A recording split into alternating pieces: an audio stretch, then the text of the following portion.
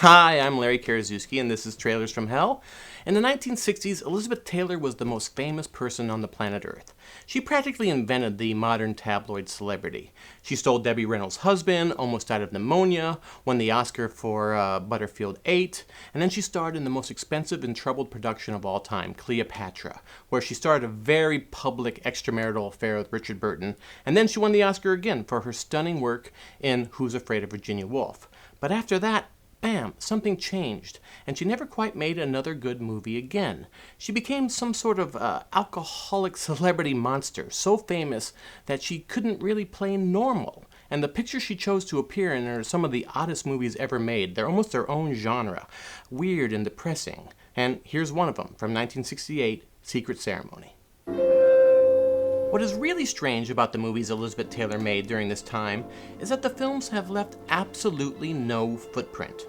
Almost none of them are available on home video. Boom, Under Milkwood, Hammersmith is Out, X, Y, and Z, The Bluebird, and the very strange The Driver's Seat with Andy Warhol in a rare acting role. It's like these films never existed. My favorite from this era is The Only Game in Town with red-hot Warren Beatty coming off of Bonnie and Clyde. It's actually kind of charming, but even that movie was a famous bomb and is impossible to find. Secret Ceremony was Mia Farrow's follow-up to Rosemary's Baby. She's really quite good in this film. She plays a mentally unstable rich girl whose mother has died. She spots Elizabeth Taylor on a public bus in London, and she thinks it's her mother come back to life.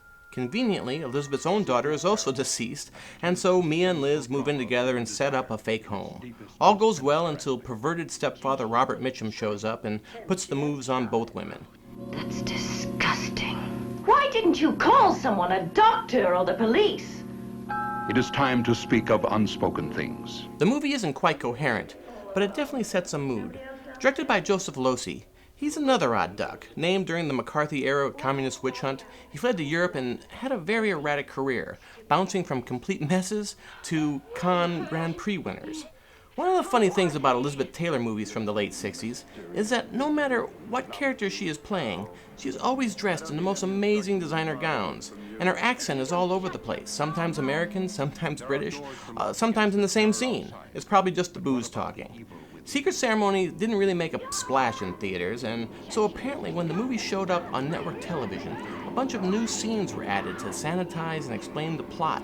Narration, too. It's supposed to be terrible, and it's like somehow they made this movie even worse. I've never seen that version, but it sounds like a hoot. Secret Ceremony, a tense, suspenseful drama of human desire in its deepest, most sinister aspect.